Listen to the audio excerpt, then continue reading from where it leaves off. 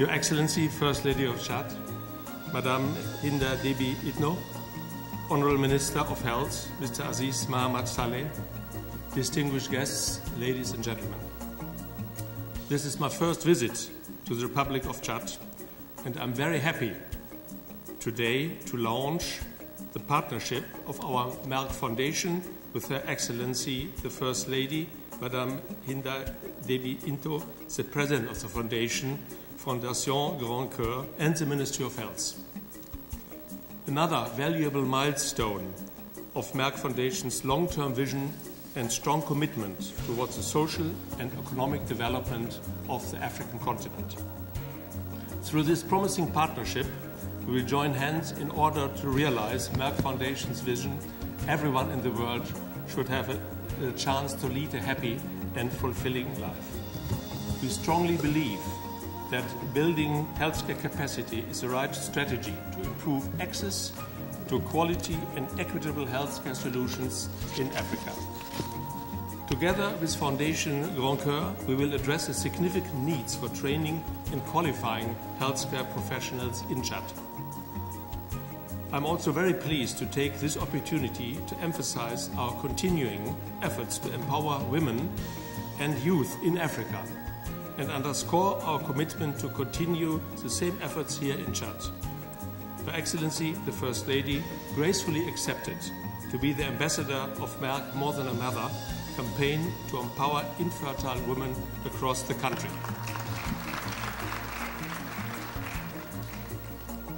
I'm sure together we can contribute significantly to breaking the stigma around infertility and infertile women in particular.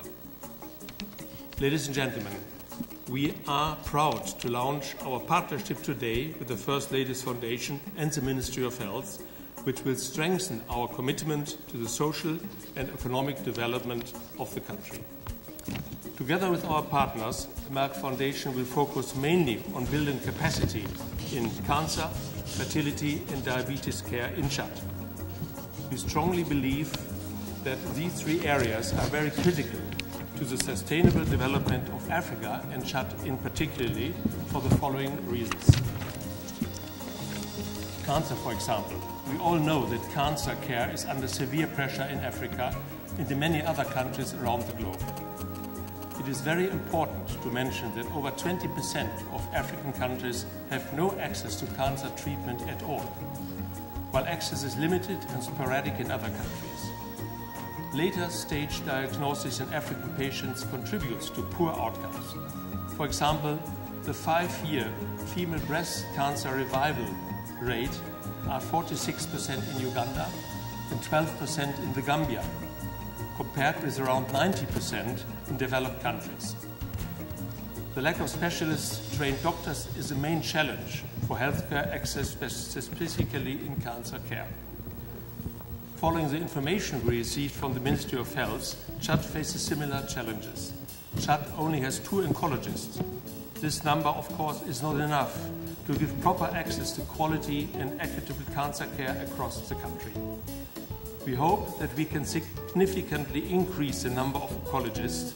This is our commitment to the people of Chad. In the next 3 years, in partnership with the Ministry of Health and Her Excellency, the First Lady of Chad, to overcome these challenges. Merck Foundation has developed the Merck Cancer Access Program, which will allow more than 30 doctors from Africa in 2017 and 18 to attend a 1-year or 2-year oncology fellowship program with the aim to increase the limited number of oncologists across the continent. Chad will be an important part of this program. Today, we are launching this program in Chad. To demonstrate our commitment to improve access to cancer care in your country, we commit that 4 candidates can attend a 1-year oncology fellowship program at the top university hospital in India this year.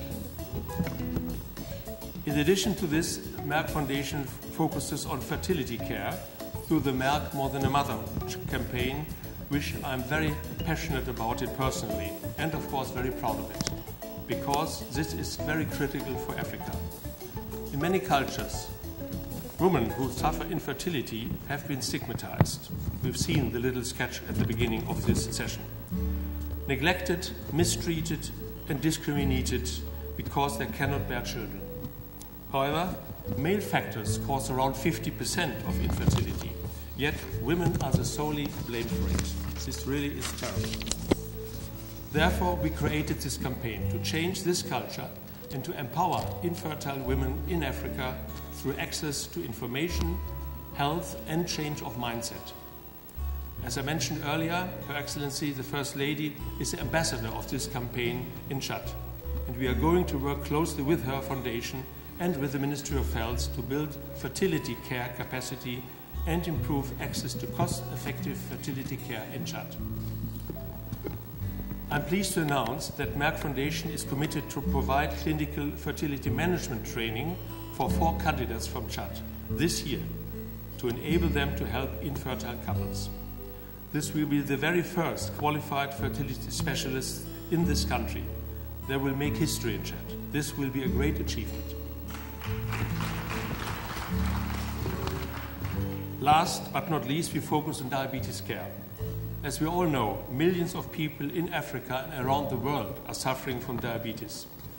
This is very disturbing to know that such silent and deadly disease has found its way to Africa and is placing a huge economical and social burden on the continent.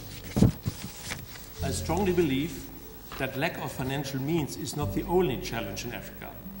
The scarcity of trained healthcare specialist personnel capable to tackle the prevention, diagnosis, and the management of diabetes at all levels of the healthcare system is a challenge as well. Therefore, Merck Foundation started to address diabetes capacity building since 2012 through our program, Merck Capacity Advancement Program, across Africa, so far mainly in English and Portuguese-speaking countries. In 2017, we decided to focus more on French-speaking countries with regards to diabetes capacity building. We took this decision forward and developed for the first time an online data diploma in French language, which is accredited by the Royal College for General Practitioners in the UK for medical postgraduates in French-speaking countries, so they can learn more about how to diagnose and treat diabetes. This will be our contribution to help to reduce the social and economic burden of the rising incidence of diabetes in Chad as well. Thank you very much, ladies and gentlemen. Our commitment to Chad and to women and youth empowerment across Africa will remain strong and consistent as it has been for many, many years. Thank you.